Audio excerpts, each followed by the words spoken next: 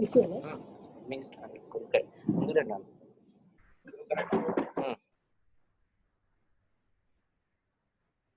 Giri, start your speaking. Good morning, students. Hope all of you are safe and fine, staying at home only. I'm Dr. Ayeshri, and here we are starting with our revision classes. Initially, these all topics are already covered for you, but this is one the revision. So already the topic has been given on the previous day.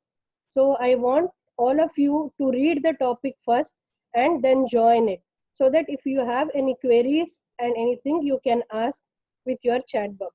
So initially, these are the few important topics which we feel they are important as our exam part of view. And after that, we will be continuing with your curriculum. So today, Dr. Radhika will continue with her contraceptive lecture. Thank you.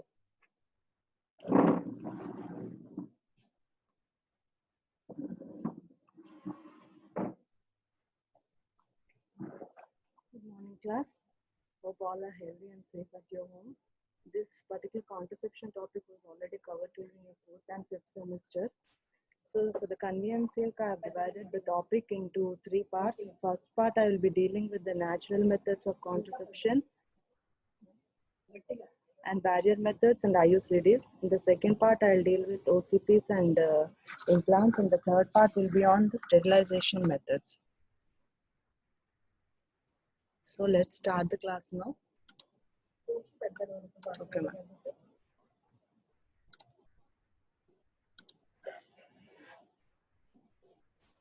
So contraception is a method or a system which allows intercourse yet prevents conception. And according to WHO, contraception prevents pregnancy by interfering with the normal process of ovulation, fertilization, and implantation. Birth control is a purely women's health measure. There are 4 methods of population control. First comes the contraceptives. In these contraceptives, we have so many methods. The first comes the natural or barrier methods. Next are oral contraceptives, injectables, IUCDs, and implants. And the second part is emergency contraception. These emergency contraception will be dealt later in part 2 of your class. Medical termination of pregnancy or abortion, that is a separate topic that will be dealt by Dr. Manjula in abortions class.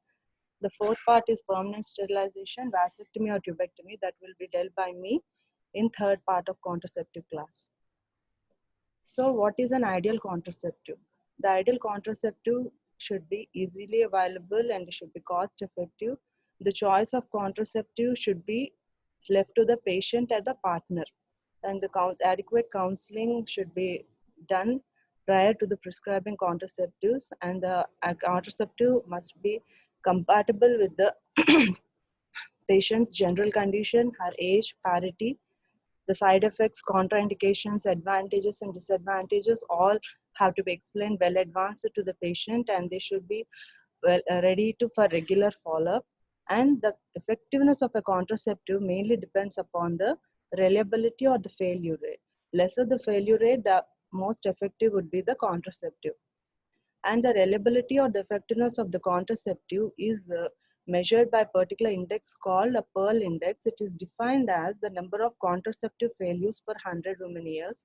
And Pearl index formula is number of pregnancies into 12 by number of women in the reproductive age group by number of months of exposure into 100. Coming to the methods of contraception, the first comes the natural methods of contraception. It is relatively easy, and only the woman has to be aware of her fertility pattern or the menstrual pattern. The first 3 are abstinence during the fertile phase, next is withdrawal or coitus interruptus, and the third is breastfeeding. Abstinence is nothing but the woman has to keep a check on her menstrual cycle. Suppose we think the woman has a 28 days menstrual cycle, the 14th day would be her ovulation period. So keeping in this mind, her ovulation can be predicted by 3 or 4 methods. The first is calendar or rhythm method. Next is mucus, billing or ovulation method. All 3 are same. Next is temperature and symptodermal method. Calendar or rhythm method, as I previously told, in a 28 days cycle, the ovulation normally occurs on the 14th day of cycle. but it may occur anytime between 12th and 16th day. And as the woman has to abstain for around 1 week, that is 3 days prior to ovulation and 3 days after ovulation, total around 1 week. Why she has to abstain for 1 week? Because the spermatozoa deposited in the female genital tract have a life of around 3 days, and the ovum has a life of 1 day. So any intercourse between 11th and 7th day can result in pregnancy. This is the menstrual chart. For the convenience sake, the red zone is the safer zone to have intercourse, and the green zone is also the safer zone to have an intercourse. The blue zone, that is 18th to 19th day, that is roughly around 11 days the woman has to abstain. That is quite unacceptable by the couple. As a result, this calendar rhythm method has a high failure rate. So the failure rate, as I previously told, it is around 25 pregnancies per 100 women years. The failure rate, higher the failure rate, the less effective is the contraceptive method. Coming to the mucus building or ovulation method, this also depending upon the menstrual cycle, the first 14 days of the menstrual pattern is under the influence of estrogen, and the next 14 days are under the influence of progesterone. So, and then under the first 14 days with the influence of progesterone, the mucus increases in quantity, becomes more slippery and elastic until a peak is reached, or LH peak. After the LH peak, the progesterone comes into picture, and under the influence of the progesterone, the mucus becomes thicker, scanty, and dry until the onset of menstruation. So, the woman is advised to have intercourse during the dry days and immediately after menstruation till the mucus is detected. Once the mucus is detected, she has to abstain after sex. So actually this method also, because of the longer period of abstinence, the failure rate is high. Coming to temperature method. As I previously told, after the LH peak, the progesterone comes into picture, and the progesterone has a thermogenic effect on the body. So in this temperature method, the woman has to keep a record of her basal body temperature. Recording basal body temperature is quite cumbersome for the patient, because the woman has to get up from the bed. Soon after getting up from the bed, she has to record the temperature without passing urine, without getting down from the bed, without passing urine. She has to record the temperature. That would be quite difficult for the woman to follow regularly. As a result, this method also has a high failure rate. So this is the temperature method. Suppose this horizontal line is the basal body temperature after the LH peak. This vertical line, you assume it as a LH peak. After the LH peak, there will be a 1 degree slight rise in body temperature. This 1 degree peak in rise indicates the timing of ovulation. So the woman has to abstain from the sex after this 1 degree rise of basal body temperature till it comes to normal. Symptodermal method. Symptodermal method is a combination of calendar method and the temperature method. The first day of abstinence is subtracted by 21 days of the length of the shortest menstrual cycle. So the woman has to keep a menstrual diary for the first 6 months of her cycle, and that indicates the first day of her menstrual period, and end of the fertile period is predicted by the use of basal body temperature chart. So the woman resumes intercourse 3 days after the dermal shift. This is also quite cumbersome, and the woman has to keep a record of her menstrual calendar, keep the basal body check. That is also very difficult for the woman to maintain all the for the 6 months. So the failure rate is also high in this method. So all these natural methods of contraception require longer period of abstinence, and these are not readily acceptable by the patient. These methods also do not apply if the woman is lactating or has irregular cycles or she has any fever or infections. Coming to next natural method of conception, that is called the withdrawal method or coitus interruptus. Coitus here takes place in a normal manner, but the penis is withdrawn immediately after ejaculation. Main cause of coitus interruptus failure is not due to ejaculation problem, but the prostatic fluid secreted in the ejaculate also contain active spermatozoa. As a result, the failure rate is also very high, 25 pregnancies per 100 women years, and this also pose a psychological burden to both the partners. And moreover, this does not protect against any natural sexual transmitted diseases or any other STDs. Coming to breastfeeding, breastfeeding is a natural boon for the mother who give exclusive breastfeeding for 6 months. No water, no top feeds, no Cerelac, anything. The woman has to exclusively breastfeed the child for 6 months. Then only it gives a adequate protection. This is why, because the prolactin in the breast milk prevents the LH surge, and as a result, non-ovulate, the women will have non-ovulatory cycles. So for the breastfeeding to be effective, the woman has to frequently feed the child. It is not the duration that is important, it is the frequency of the breastfeed. More preferably, the night feeds are important to have an adequate contraception.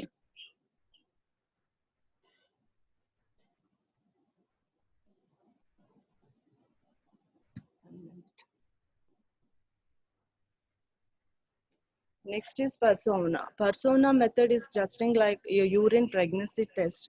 As a urine pregnancy test detects the levels of H in the urine sample, this persona kit measures the levels of esto 3-glucuronide and LH in the morning urine sample. So dipping the test stick in the urine, if the green color indicates the conception is unlikely and the woman has safely have intercourse, in the red period the conception is likely, so woman has to abstain from the sex. The failure rate is around 6 pregnancies per 100 woman years. So you better note down the failure rate for each contraceptive method. That will be a viva question for you.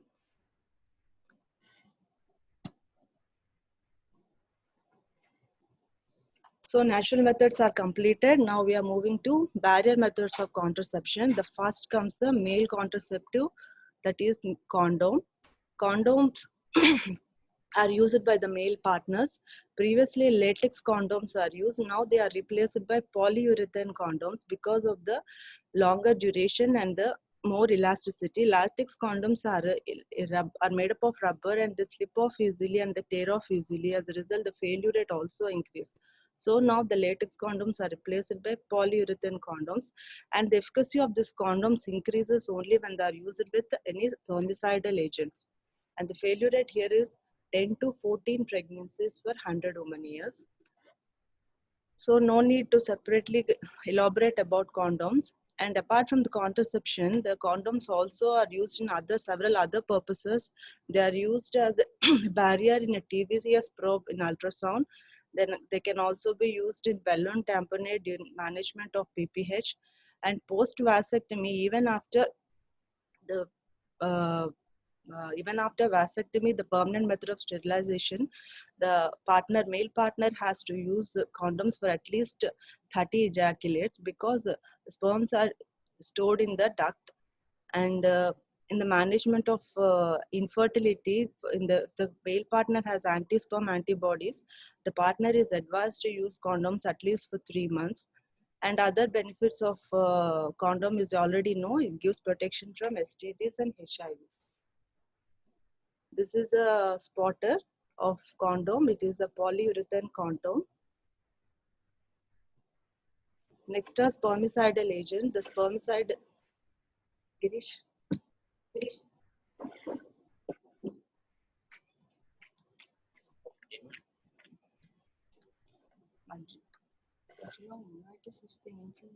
అంటే ఎలా వస్తుంది, ఇక్కడ వస్తున్నాయా?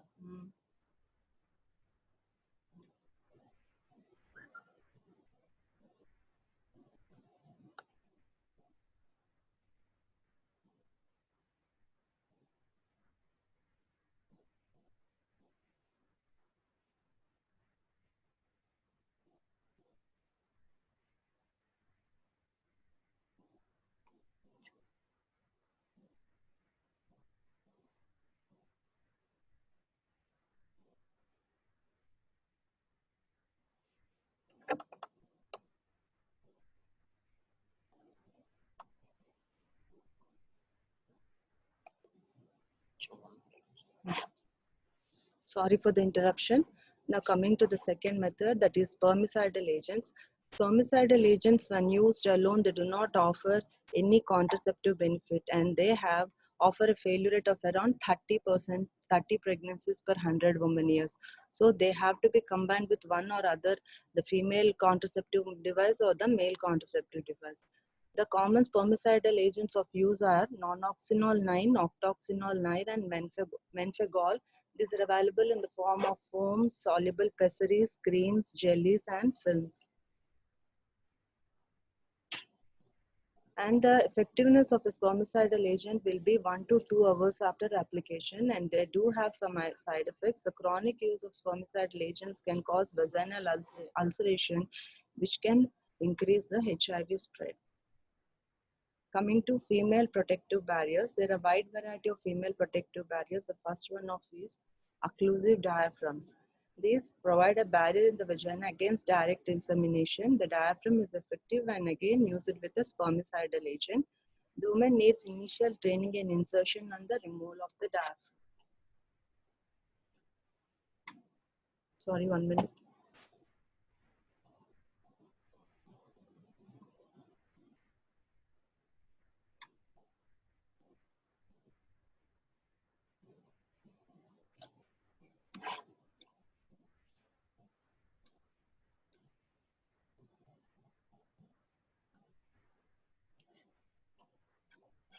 The Dutch cap or the diaphragm is a dome-shaped diaphragm of thin rubber with a rubber-covered metal rim, which may be either wart spring or spiral ring. So this is the Dutch cap or the diaphragm. There is a rim where the concave side fits into the cervical end and the convexity is exposed outside. It is the easiest type of the cap for the patient to use, and these are not applicable if the women have a prolapse, cystocele, rectocele, recurrent urinary tract infections, or the woman is allergic to rubber or spermicidal agents. Next, the cervical cap.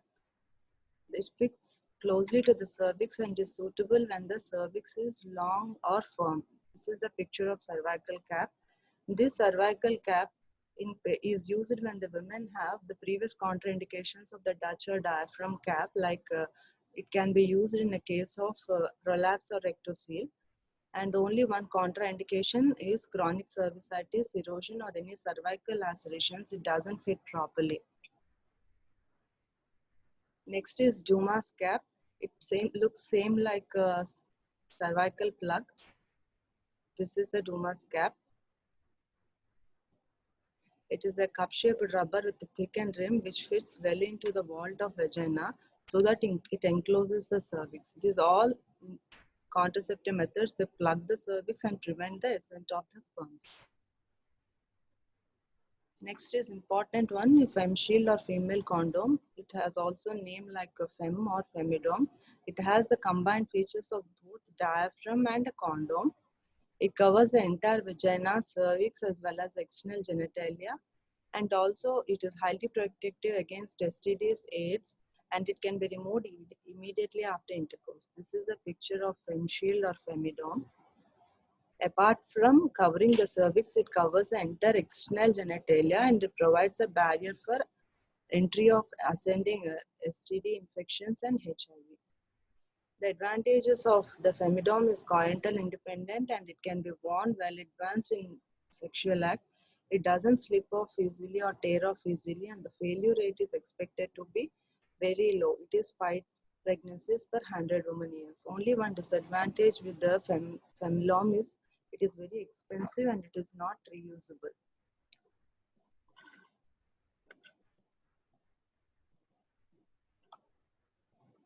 Coming to Today vaginal sponge, it contains 1 gram of nonoxynol. This is the picture of Today vaginal sponge. Previously, the vaginal contraceptives, the concave side fits the cervix, but here the concave side is towards the cervix and the convex side is exposed to the exterior, and it is provided with the elastic band for easy removal. And it should be placed high in the vagina with concave side covering the cervix. It is effective for 24 hours and it is a one-time used equipment, and the failure rate is around 9 to 30 100 woman years. So coming to all the barrier methods, the advantages of this both female and the male barrier methods, there will be instant return of fertility. The fertility will be reversible within 2 to 4 months. There is no toxicity except for the allergic reactions, no sexual decrease in sexual desire or libido. Only disadvantage will be scrotal swelling is sometimes reported with condoms.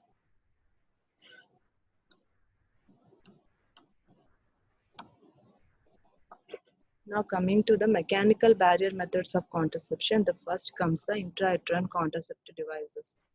IUCDs, in short, is an effective, reversible, and long-term method of contraception which does not require replacement for longer periods and does not interfere with sexual activity. The device is commonly made of polyethylene, which is impregnated with barium sulfate to render it radio opaque, and they can be detected by ultrasound or a plain radiograph. There are 3 generations of IUCD. The first generation are Lippis loop. They are non-medicated. They're made up of polyurethane. Now they are obsolete. They are not at all used because the high risk of perforation. The second generation of IUCDs are copper inert devices, and the third now, which are commonly used now, are hormone-containing IUCDs. Each device has a nylon thread attached to its lower end, and its threads protrude to the cervical canal into the vagina, where it can be felt by the patient herself and the doctor while examining. Lippis loop, there is no need to discuss because they are obsolete now. Now coming to discussion of second generation of copper tees, that is, there are various varieties. The first is copper T200, copper 7, multilode 375A, copper T380A, copper T220, and Nova T. And the copper wire surface of 200 to 250 mm is wrapped around the vertical stem of polypropylene frame. I'll show the pictures of copper T. This is copper T380A. See, these pictures will be asked as spotters for your exams. So this is the vertical stem, this is the horizontal stem. The vertical stem, the copper surface is round around, and in copper T380A, you have copper impregnated in the horizontal stem as well. This is copper T200. Here only the vertical stem is round with copper. This is multilode 375A. These are 3 commercially available variants of copper T.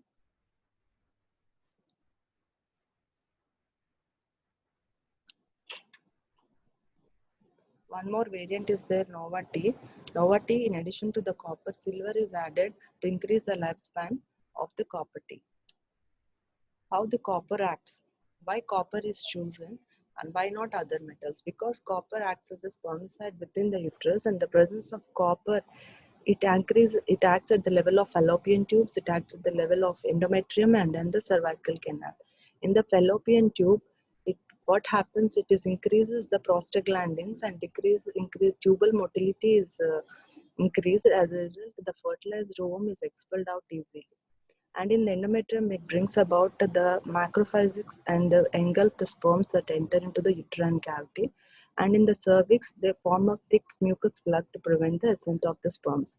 In this way, this copper acts on the fallopian tube and the endometrium and on the cervix also.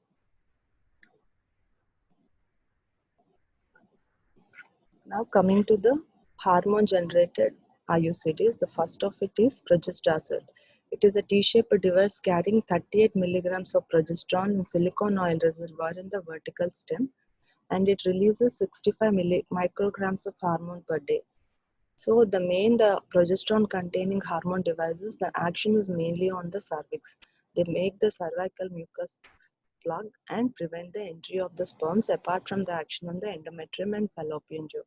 The hormone released in the uterus forms a thick plug of mucus at the cervical os and preventing the entry of the sperm.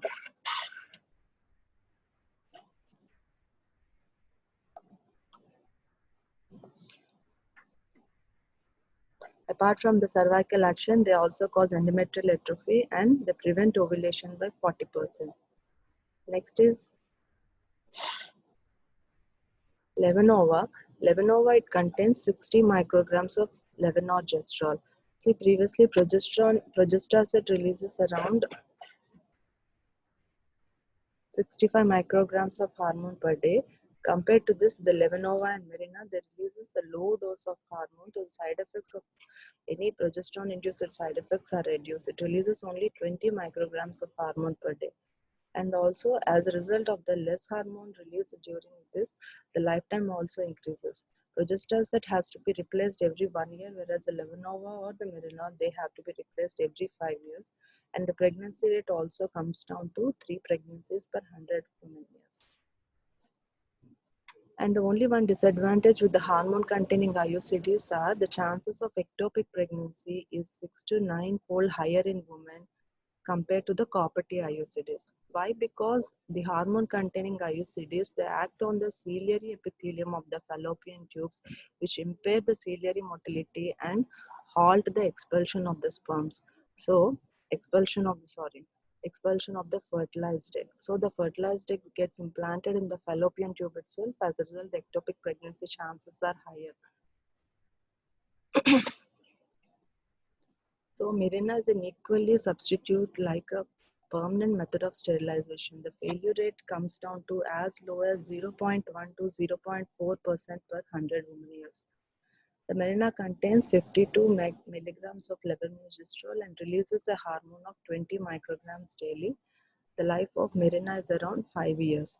Hormone-containing IUCDs, apart from contraceptive effects, they offer other benefits also.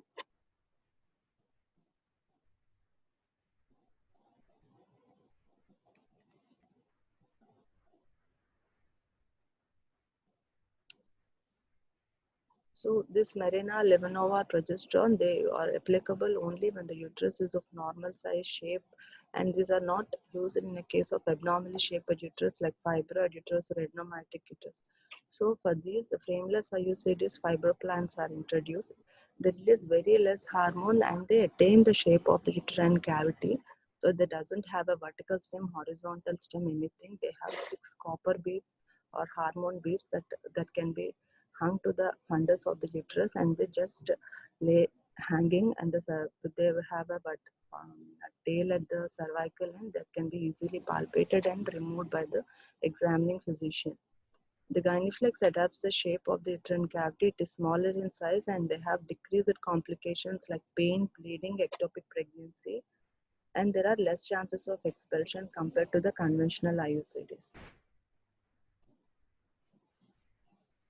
Coming to the other uses of IUCDs, apart from contraception, these IUCDs are used to prevent readhesion of the uterine endometrial cavity if the uterus is operated for any uterine septum or Asherman syndrome. The hormonal IUCD Mirena, apart from contraception, it gives relief in women who are suffering from menorrhagia and dysmenorrhea. They can be also used in a woman as a hormone replacement therapy in postmenopausal women. In a woman on tamoxifen for breast cancer, Mirena can be used to counteract the endometrial hyperplasia.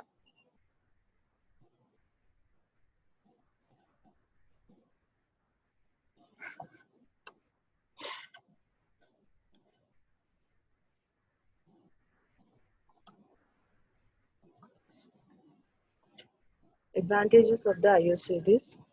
It is coital independent. One-time insertion gives protection for longer period, and the restores fertility within 6 months of its removal, and almost 90% of the women conceive within a year. There are no systemic ill effects like oral contraceptives. There is no adverse effect on lactation. And one more thing, the copper T is inserted, which is supplied by the government of India free of cost in India. And these IUCDs also have some complications. Like by either methods of contraception, they can't be self-inserted. A medical personnel or a paramedical is required to screen and insert an IUCD. They do have some complications at the time of insertion and immediately after insertion, and late complications are also seen with IUCD.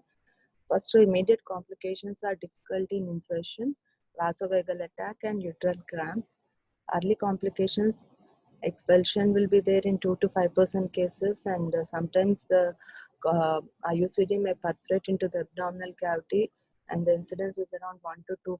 And the woman after IUCD insertion may complain of spotting, menorrhagia, and dysmenorrhea, and there will be chances of vaginal infection and actinomycosis if not proper asepsis is not maintained during the time of insertion of IUCD. The late complications are PID or pelvic inflammatory diseases reported in 2 to 5% of cases, And pregnancy, ectopic pregnancy as previously told, and the woman may complain of chronic menorrhagia and dysmenorrhea. So most of the women come to the OPDs to remove IUCD for the main complaint of menorrhagia and dysmenorrhea. And this menorrhagia and dysmenorrhea can be treated by conservative management simply by giving supportive care, anti-inflammatory agents, and hematinic support. There is no need to remove the IUCD if the woman complains of menorrhagia or dysmenorrhea. So, when not to insert an IUCD? When you suspect a pregnancy, you have to first confirm it in an ultrasound and then insert an IUCD. And if any previous infection is there, you have to treat the infection first and then insert an IUCD. The presence of fibroids, there is more chances of expulsion. So any abnormal shaped uterus, you have to first make it, what you have to say, first you have to evaluate the endometrium and see abnormal shape of the uterus. If it is any chances of midfield, better to prescribe them with other contraceptive methods. And if the patient has long-standing menorrhagia and dysmenorrhea, you have to keep in IUCD after proper counseling. And you have to treat severe anemia if any before insertion of IUCD.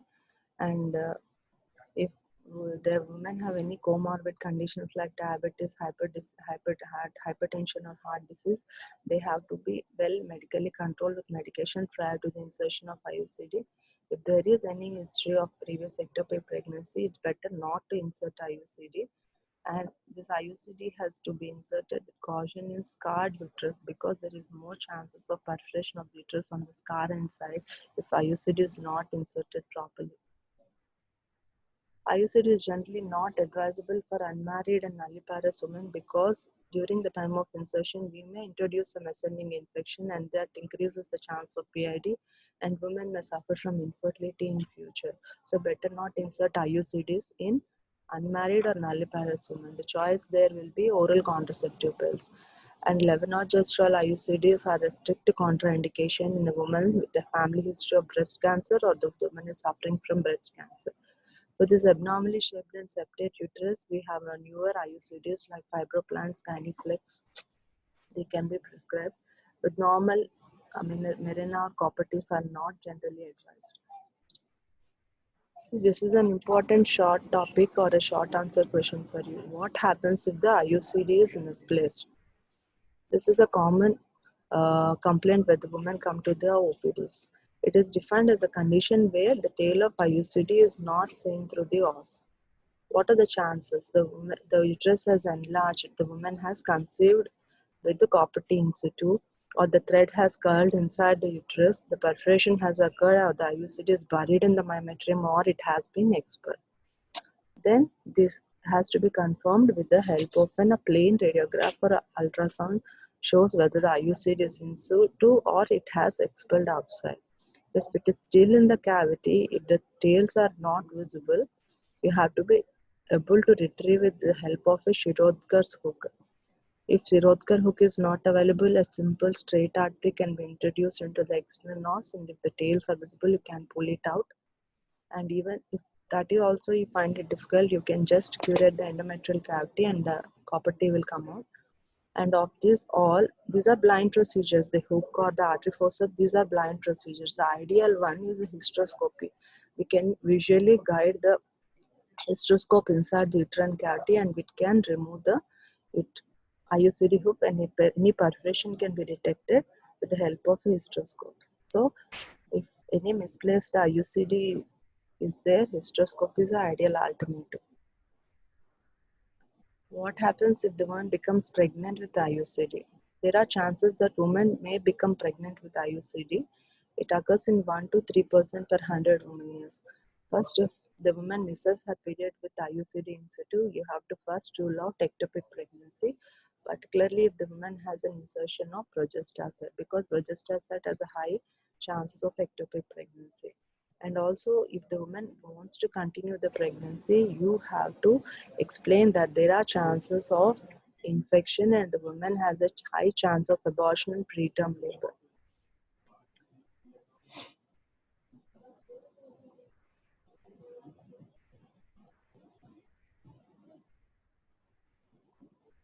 See, all the queries will be answered at the end of the class. Next, coming to the management. Suppose if the woman becomes pregnant with IUCD and if the threads are visible, after counseling the patient, you can remove the IUCD. If the threads are not visible, you have to counsel both the partners and explain the risk of infection, perforation, and abortion. Everything has to be explained.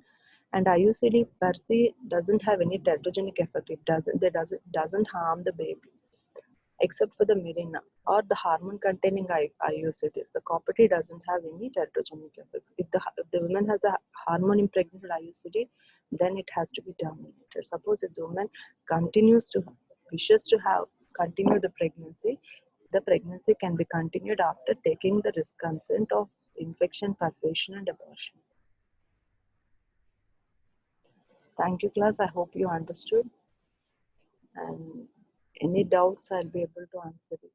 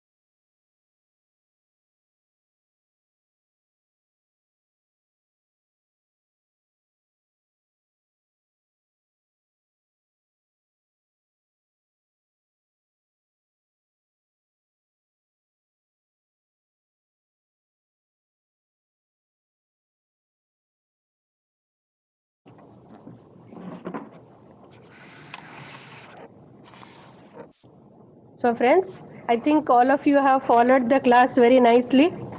See, but whatever this one, I can hear anyone's this what you are doing there, whether you are following the class or not.